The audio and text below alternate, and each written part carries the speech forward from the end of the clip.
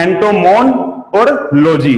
एंटोमोन means क्या हो गया, इंसेक्ट्स, और लोजी मतलब स्टडी ऑफ, मतलब किसकी स्टडी, इंसेक्ट की स्टडी करना, वो क्या हो गया, एंटोमोलॉजी।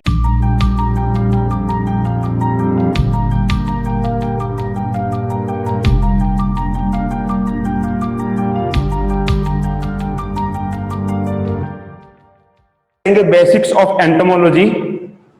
तो ये जैसे आप, हाँ देखो एंटोमोलॉजी के पहले, एंटोमोलॉजी है क्या, पहले थोड़ा डेफिनेशन देख लेते हैं। हर जगह किताबों में लिखी होती है एंटोमोलॉजी एक जूलॉजी की ब्रांच है। तो जूलॉजी की क्यों, क्योंकि एक एंटोमोलॉजी में इंसेक्ट की स्टडी करते हैं, और इंसेक्ट क्या है, इंसेक्ट एक एनिमल्स है। तो वही कहता है entomology is a branch of zoology which deals with the study of insects. Entomology word है जो ग्रीक वर्ड है। वैसे तो कहते हैं कि जितने भी लॉजी वर्ड आएंगे ऑलमोस्ट सबके सब ग्रीक वर्ड होते हैं, भले ही वो पैथोलॉजी है, एंटोमोलॉजी है, मेटियोरोलॉजी है। तो वो जहां पे लॉजी वर्ड लग गया मीन्स क्या हो गया, वो ग्रीक वर्ड हो गया। तो जूलॉजी भी एक ग्रीक वर्ड है, यहाँ पे एंटोमोलॉजी भी क्या हो गया, ग्रीक वर्ड है। तो एंटोमोलॉजी दो सेपरेट वर्ड से मिलकर बना हुआ है, एंटोमोन और लॉजी। एंटोमोन मीन्स क्या हो गया, इंसेक्ट्स, और लॉजी मतलब स्टडी ऑफ, मतलब किसकी स्टडी, इंसेक्ट की स्टडी करना, वो क्या हो गया, एंटोमोलॉजी। हाँ जी, ये अब एग्रीकल्चरल एंटोमोलॉजी, हम जो हमारा मेन जो टारगेट रहेगा या मेन कंसर्न रहेगा वो एग्रीकल्चरल एंटोमोलॉजी के बारे में है। मतलब हमें इंसेक्ट की स्टडी तो करनी है, लेकिन इंसेक्ट कौन से, जो एग्रीकल्चर के साथ रिलेट हो, मतलब ऐसे इंसेक्ट होंगे जो इसका कहीं ना कहीं एग्रीकल्चर के साथ में जुड़े हुए, या तो एग्रीकल्चर क्रॉप को हार्म कर रहे हो या एग्रीकल्चर क्रॉप को बेनिफिट कर रहे हो, तो उनकी स्टडी करेंगे, वो हो गया agricultural entomology. This mainly concern with the study of insect, थोड़ा डिफाइन कर रहा है अभी एग्रीकल्चर एंटोमोलॉजी क्या होगी। This mainly concern the study of insect which are directly related with the crops and the store commodity. वही कह रहा है, या तो क्रॉप के साथ जुड़े होंगे वो इंसेक्ट, या उसकी स्टोर कमोडिटी के साथ में। स्टोर कमोडिटी मतलब जो हम स्टोर करते हैं, भले वो ग्रेन्स हो, पल्सेज हैं, दालें हैं, फ्रूट्स हैं, तो वहां पे वो इंसेक्ट जुड़े होंगे, वो होगी एग्रीकल्चरल एंटोमोलॉजी। क्रॉप के साथ जुड़े होंगे या स्टोर कमोडिटी के साथ में, या किसी भी एग्रीकल्चर के साथ, हॉर्टिकल्चर क्रॉप है, कोई सी भी क्रॉप है, तो वैसे ही इंसेक्ट की स्टडी करना जो एग्रीकल्चर के साथ जुड़े हुए हैं, वो होगी एग्रीकल्चरल एंटोमोलॉजी। ये फादर ऑफ एंटोमोलॉजी डब्ल्यू किर्बी, हालांकि कई बार पूछ लेता है वो कि फादर कौन है एंटोमोलॉजी के, तो दो फादर के नाम लिख रखे हैं, father of entomology, father of agricultural entomology. तो father of entomology W Kirby है, और father of agriculture entomology in India और डॉक्टर एजे इम्स है, इसका नाम है। तो ये डब्ल्यू किर्बी की फोटो दिखा रखी है, पितामह है एंटोमोलॉजी के, फादर है। हाँ, आर्थ्रोपोडा, तो ये आर्थ्रोपोडा हम स्टडी कर रहे हैं एंटोमोलॉजी। तो एंटोमोलॉजी में पहले थोड़ा सा देखना पड़ता है भी आर्थ्रोपोडा क्या है। देखो थोड़ा सा बता दूं, किंगडम तो एनिमेलिया है, मतलब इंसेक्ट है, एनिमल के अंडर में आते हैं, इसलिए तो बोला गया ब्रांच ऑफ जूलॉजी। अब ये आर्थ्रोपोडा का नाम क्यों बताया गया है, कि आर्थ्रोपोडा एक फाइलम है, मतलब इंसेक्ट आए कहां से हैं। देखो जूलॉजी में स्टडी करते हैं तो जूलॉजी में एनिमल्स हैं, एनिमल्स को दो डिवाइड कर दिया उन्होंने, दो डिवीजन में, मतलब नॉन कोऑर्डेट्स और कोऑर्डेट्स।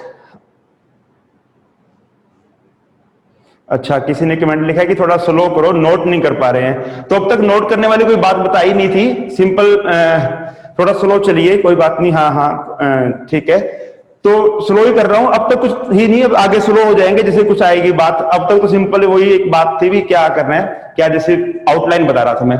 तो आर्थ्रोपोडा एक फाइलम है,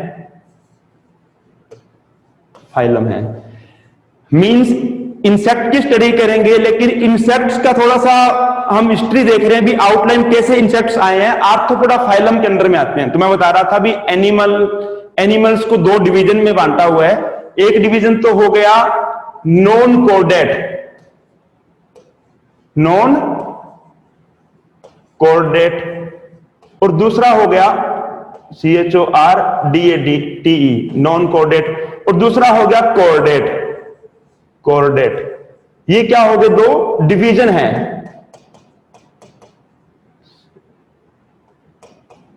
ये दो क्या हो गए, डिवीजन हो गए, नॉन कोऑर्डेट और कोऑर्डेट। मैं बता रहा हूं भी आर्थ्रोपोडा वर्ड कहां से है, थोड़ा सा एक आउटलाइन सी देख लो आप लोग।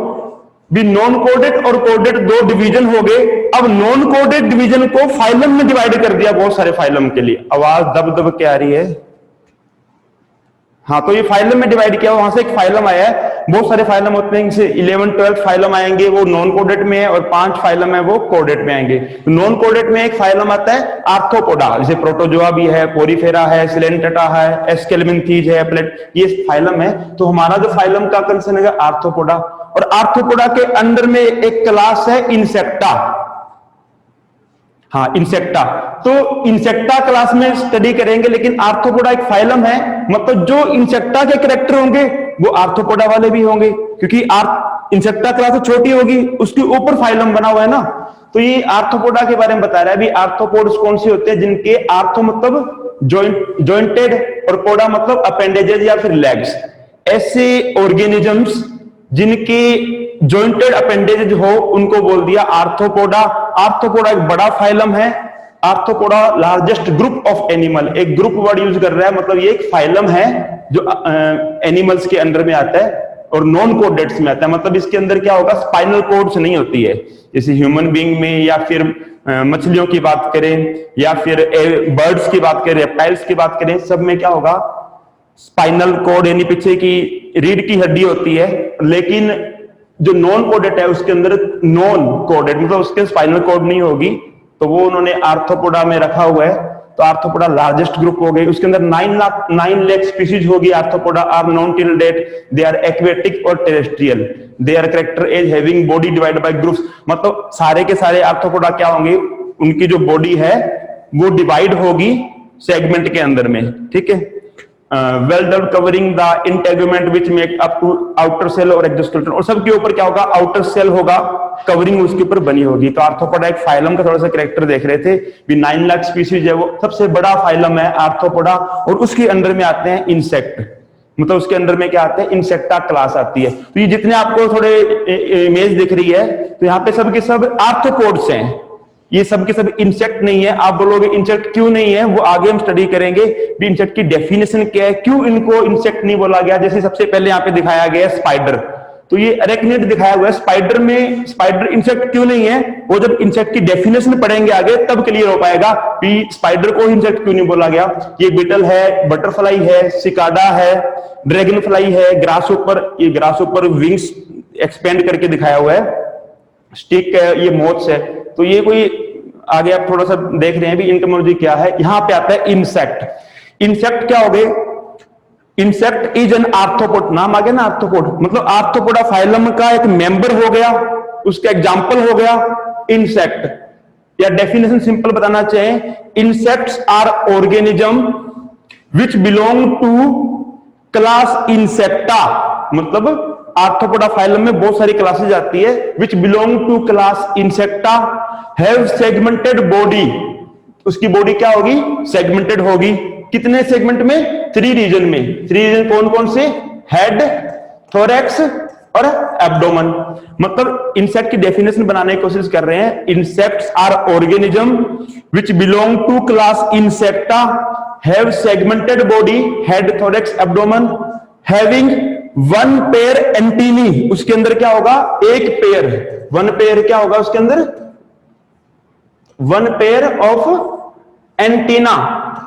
ये एंटीना क्या है, एंटीना क्या है वो बताएंगे आगे। इंसेक्ट की डेफिनेशन बनाने की कोशिश कर रहे हैं। इंसेक्ट वो होंगे जिसकी बॉडी 3 सेगमेंट में डिवाइड होगी। वैसे तो इंसेक्ट का नाम देखो, इंसेक्ट मतलब इन मतलब में, और सेक्ट मतलब सेक्शन।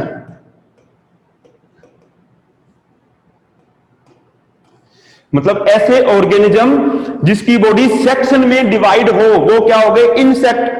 अब वो सेक्शन कौन कौन से हो गए, तो पहले तो वर्ड यूज कर रहे हैं 3 रीजन में डिवाइड होगी, हेड में, थोरैक्स में, एब्डोमेन में। पूरी की पूरी इंसेक्ट की बॉडी 3 रीजन में डिवाइड होगी, 3 सेगमेंट में डिवाइड होगी। उन सेगमेंट के नाम हो गए हेड, थोरैक्स और एब्डोमेन। और डेफिनेशन की बात कर रहे हैं, 1 पेयर क्या होगा, उसके अंदर एंटीना होगा, फीलर जिसको बोलते हैं, फीलर, फील करने वाले। क्या फील करेंगे, ह्यूमिडिटी फील करेंगे, डायरेक्शन फील करेंगे, साउंड फील करेंगे, ठीक है, या फिर सेंस फील करेंगे। तो वो क्या हो गए, फीलर भी हो गए, या फिर एंटीनी। 1 पेयर मतलब 2 होंगे। तो 1 पेयर एंटीनी, अब डेफिनेशन थोड़ा देखो, थोड़ी ट्रिक बनाने की कोशिश कर रहे हैं, सिंपल सी डेफिनेशन बना रहे हैं। अभी इंसेक्ट वो हो गई जिसकी बॉडी सेगमेंट में डिवाइड होगी, 1 पेयर एंटीनी, 2 पेयर विंग्स, उसके क्या हो गए, 2 पेयर विंग्स हो गए, 1 के बाद 2 आ गया, 2 पेयर विंग्स, और 3 पेयर्स क्या होंगे, लेग्स। अब देखो पीछे वाला डायग्राम था, ये अडल्ट की बात कर रहे हैं, जैसे इंसेक्ट, अडल्ट इंसेक्ट की आप बोलोगे भी सर कैटरपिलर भी तो इंसेक्ट है, वहां सूंडी भी इंसेक्ट है, लेकिन वहां तो बहुत सारी लेग्स होती है। ये अडल्ट इंसेक्ट की, जब इंसेक्ट व्यस्क होगा तब की बात कर रहे हैं, उसकी जो पूरा रीजन है 3 में डिवाइड होगा, हेड थोरैक्स एब्डोमेन में, 1 पेयर एंटीनी होगी, 2 पेयर विंग्स होंगे, और 3 पेयर उसके पास लेग्स होगी। तो ये इंसेक्ट की डेफिनेशन है। नीचे भी बताया इसने, इंसेक्ट्स आर इनवर्टिब्रेट्स, वो पहले ही हम डिस्कस कर चुके हैं भी, एनिमेलिया को 2 डिवीजन में डिवाइड कर दिया, नॉन कोडेड और कोडेड, और नॉन कोडेड को कई बार वर्डिंग में इनवर्टिब्रेट्स भी बोलते हैं। मतलब इनवर्टिब्रेट मतलब वर्टिब्रेट का अपोजिट, जिसके अंदर स्पाइनल कॉर्ड नहीं होगी, तो इनवर्टिब्रेट्स हैं। Having body segmented into 3 region, they have bilateral symmetry. ये सिमेट्री क्या होती है, देखो सिमेट्री को थोड़ा सा क्लियर करना चाहें, सिमेट्री होती है किसी को डायसेक्शन या किसी को कट करना। मानो ये इंसेक्ट है, हिंदी में बोलते हैं इसको द्विपार्श्व। द्विपार्श्व मतलब 2 में डिवाइड करना। तो वो कहता है कि बाइलेटरल मतलब क्या हो गया, ऐसी बाइलेटरल सिमेट्री क्या हो गया, ऐसी सिमेट्री जब किसी भी ऑर्गेनिज्म को सिर्फ एक ही बार काटने पे 2 इक्वल पोर्शन में डिवाइड हो जाए। दोबारा सुनो वर्डिंग को, बाइलेटरल मतलब क्या हो गया, बाई मतलब 2 में डिवाइड होगी बॉडी, और बाइलेटरल और दोनों के दोनों सेम होंगे, लेटरल एक दूसरे के सेम इक्वल होंगे, आइडेंटिकल होंगे दोनों के दोनों। ऐसी सिमेट्री जब किसी ऑर्गेनिज्म को एक ही मतलब लॉन्ग एक्सिस में काटो और दोनों के दोनों कटने के बाद पोर्शन आइडेंटिकल हो, सेम हो, तो उसको क्या बोल दिया, बाइलेटरल सिमेट्री। तो जैसे आप बोलोगे, जैसे ये इंसेक्ट है, यहां पे हेड बना हुआ है, ये थोरैक्स हो गया, ये एब्डोमेन हो गया, इसको सिर्फ एक में काटेंगे तभी दोनों सेम बन पाएंगे। मानो इसको इस तरह से काट दोगे तो क्या बन पाएंगे सेम, इक्वल नहीं बन पाएंगे ना, क्योंकि हेड थोरैक्स ऊपर रह जाएगा, एब्डोमेन नीचे रह जाएगा, तो वो बाइलेटरल नहीं हुआ। भी 1 टाइम्स काटने पे यदि सेम 2 बन जाए तो उसको बोल दिया बाइलेटरल सिमेट्री। और इंसेक्ट्स में क्या होती है, बाइलेटरल सिमेट्री होती है। कई बार डायरेक्ट क्वेश्चन आते हैं, इंसेक्ट्स हैव, सिमेट्री की टाइप बता देगा वो कौन कौन सी सिमेट्री है। सिमेट्री कौन, रेडियल सिमेट्री है या बाइलेटरल सिमेट्री है या फिर राउंड सिमेट्री है। तो बाइलेटरल सिमेट्री होती है एंड ग्रो बाय मोल्टिंग। ये वर्ड क्या हो गया, मोल्टिंग। मोल्टिंग को एक वर्ड और भी यूज करते हैं, इक्डाइसिस। इक्डाइसिस, ECDYSIS।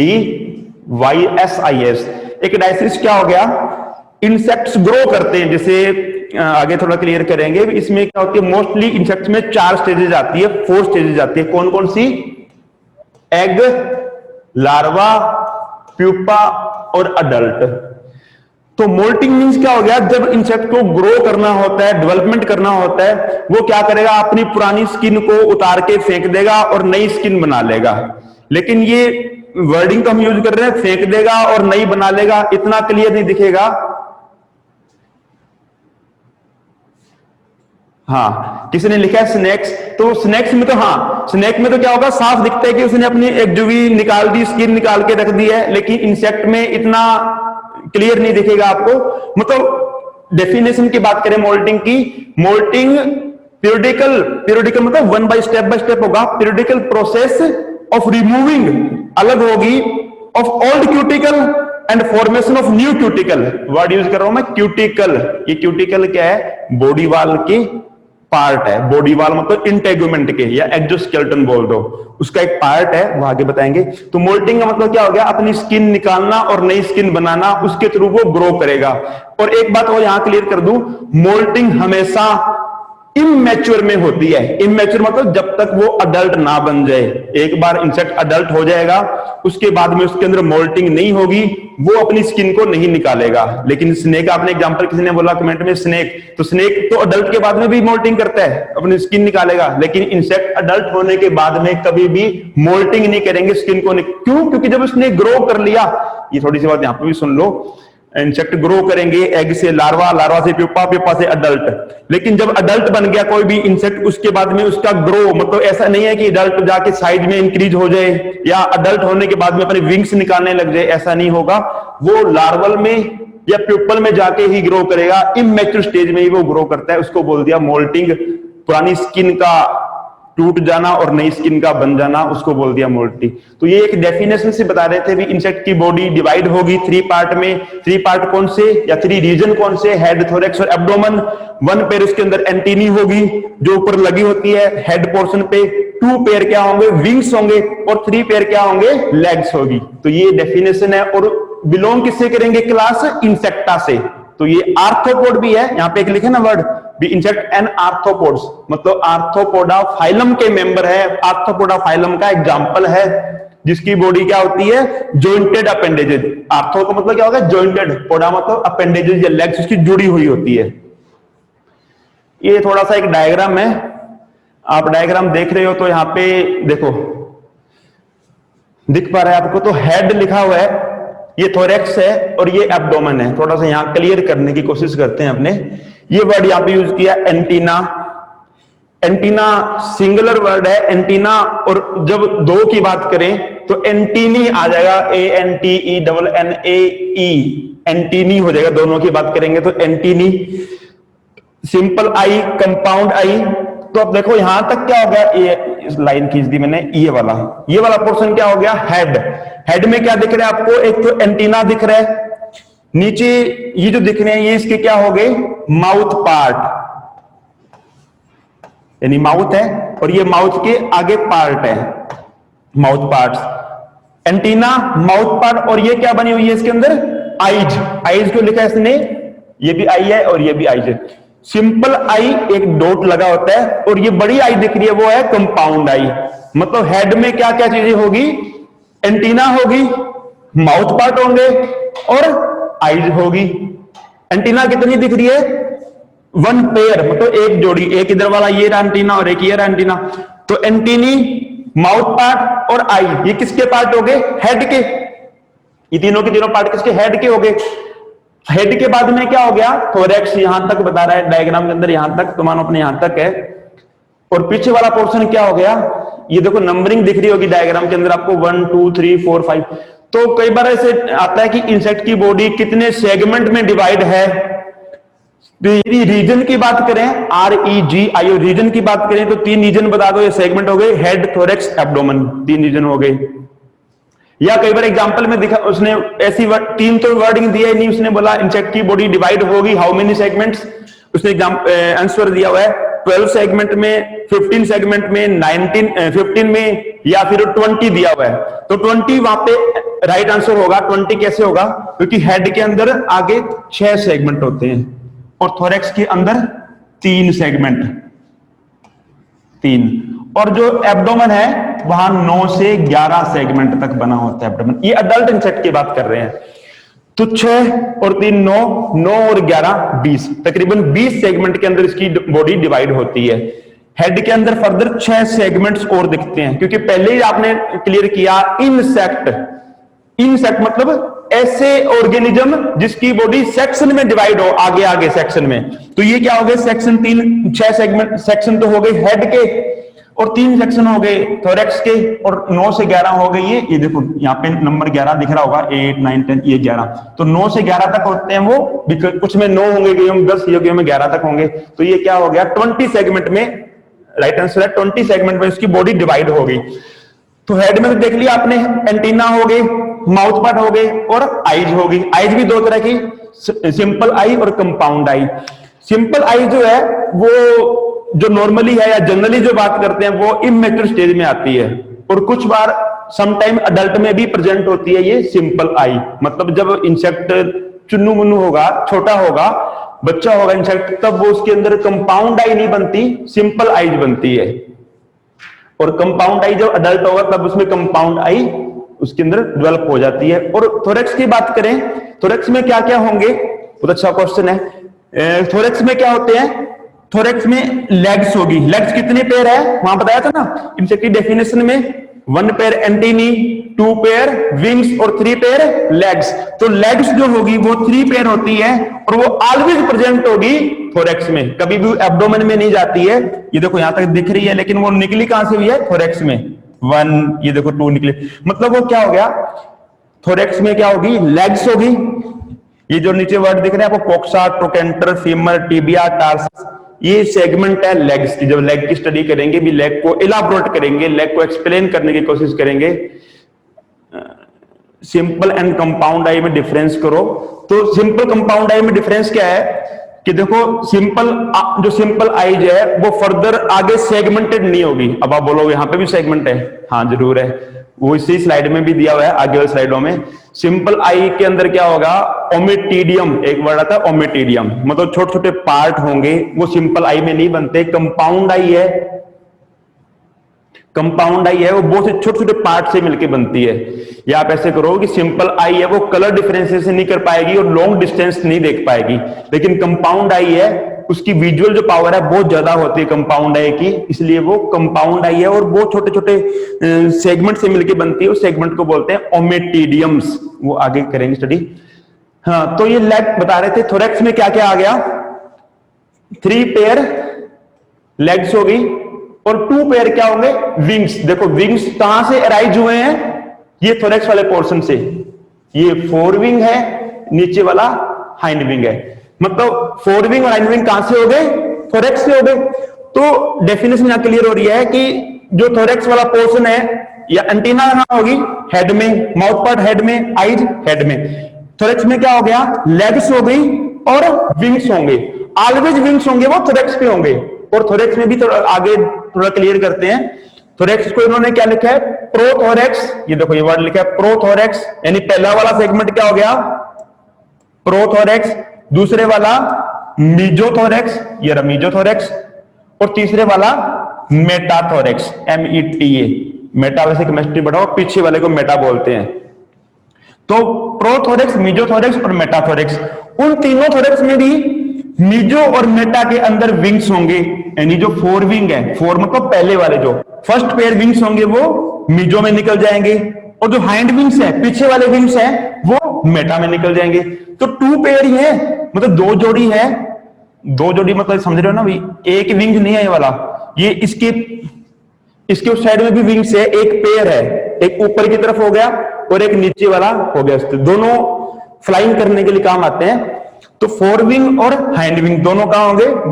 मीजो और मेटा में। तो कई बार इसकी वर्डिंग लिखा होता है मीजो और मेटाथोरैक्स दोनों को मिला के टेरोथोरैक्स वर्ड यूज करते हैं। पटेरो नहीं बोलना, पटेरोथोरैक्स। इंग्लिश में कुछ वर्ड साइलेंस होते हैं, तो यहाँ पे भी पी है वो साइलेंट है। टेरोथोरैक्स। टेरोथोरैक्स किसको बोल देंगे? मीजोथोरैक्स और मेटाथोरैक्स दोनों को मिला के टेरोथोरैक्स बोल दिया। क्योंकि क्यों बोला टेरोथोरैक्स? क्योंकि ये पटेरो या टेरो का मीनिंग क्या हो गया? विंग्स, यानी